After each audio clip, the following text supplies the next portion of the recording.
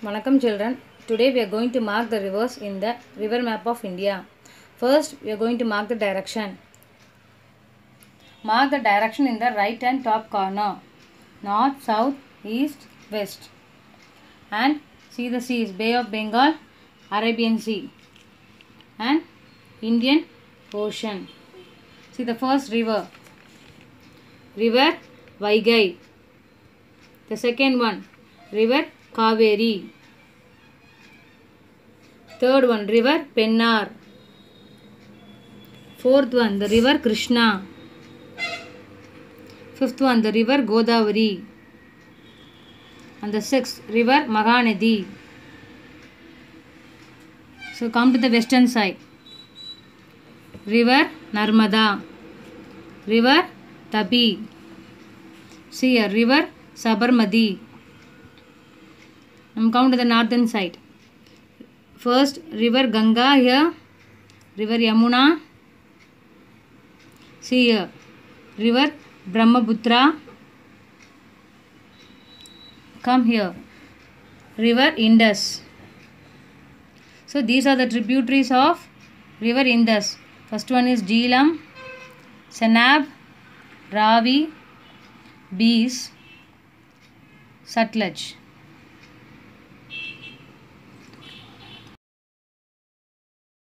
Children, now we are going to see the rivers, its place of origin, flows through and finally where it drains.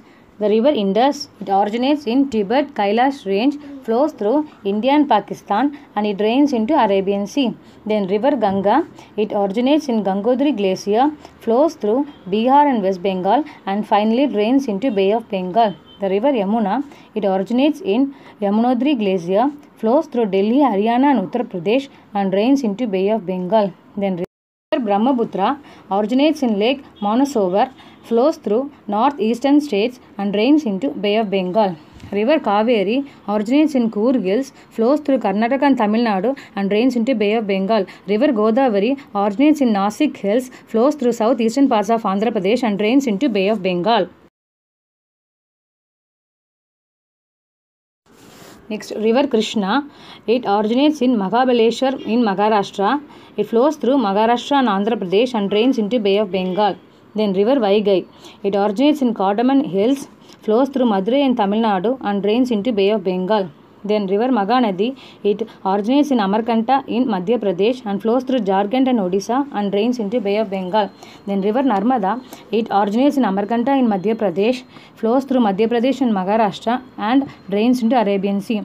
Then River Tapi, it originates in B2 Madhya Pradesh.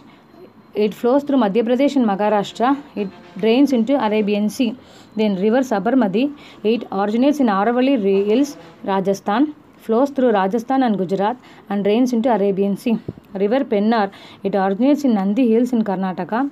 It flows through Karnataka and Andhra Pradesh and drains into Bay of Bengal. Now we are going to see about the additional information.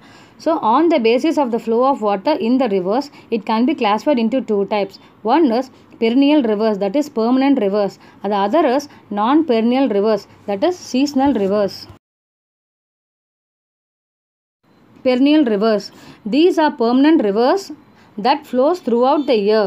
அதாவது வற்றாத நதின்னு சொல்லுவோம். In India, almost all perennial rivers originate from the Himalayan range. For example, Ganga, Yamuna, Indus, Brahmaputra. Non-perennial rivers, these are seasonal rivers that do not flow throughout the year. Example, Narmada, Tapi, Godavari and Krishna. Children, now we are going to see about the interlinking of rivers in India. Nadi Neer Inippu. The interlinking of rivers in India is a proposed large-scale project that aims to effectively manage water resources in India by a network of reservoirs and canals. This is to increase irrigation and groundwater recharge, reduce persistent floods in some parts and water shortages in other parts of India. Surplus means more water in some rivers can be diverted to deficit na patrakurai rivers by creating a network of channels to interconnect the rivers. Why is this project needed? Because our Indian agriculture primarily depends on monsoon, பருவமழையை எதிர்நோக்கி நம்ம இருக்கோம், for cultivation and to overcome the excess or lack of water during the flood or drought. Benefits of this project: irrigation benefits, நீர்ப்பாசன வசதி; flood and drought control, வெள்ளப்பெருக்கும் வறட்சியும் தடுக்கலாம்; canals can be used as an inland waterways; building of dams and reservoirs help in generating hydro power for electricity; transfer of surplus water stored in reservoirs during monsoon and releasing it during dry period. It strengthens the security of the country by an additional waterline defense. This project is being managed by India's National Water Development Agency NWDA under the Ministry of Water Resources.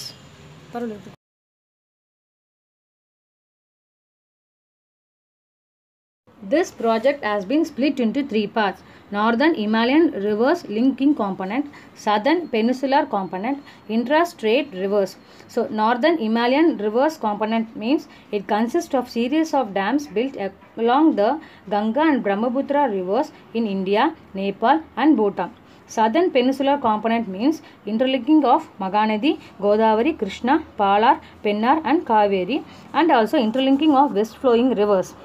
Intra-state link, it means interlinking rivers within that state. Now we are going to see the important interlinking projects. The first one, Ken-Betwa Link Project. The Government of India has declared this link project as a national project. It will involve the construction of dam on the Ken River situated in the north-central India. The next one, Daman-Ganga. This project has been proposed by the Government of India's National Water Development Authority. The major idea behind this project is to connect the Daman-Ganga river to the Pinjal River reservoir located on the Pinjal River to the south. Next one, Par-Tapi. The main name given to this project is Narmada Link Project. The detailed project report was completed till August 2015 by National Water Development Agency. It was submitted to the Government of Gujarat and Maharashtra.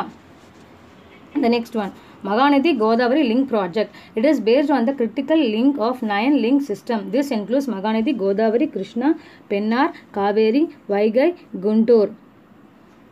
The next one, intra-state linking. The National Water Development Agency has already received 46 proposals from the intra-state links of 9 states. These include Gujarat, Maharashtra, Odisha, Jharkhand, Bihar, Tamil Nadu, Chhattisgarh, Karnataka and Bihar. As on March 2015, from the total of 46 proposals, pre-feasibility reports on 35 infrastructure links is completed by NWDA. Thank you.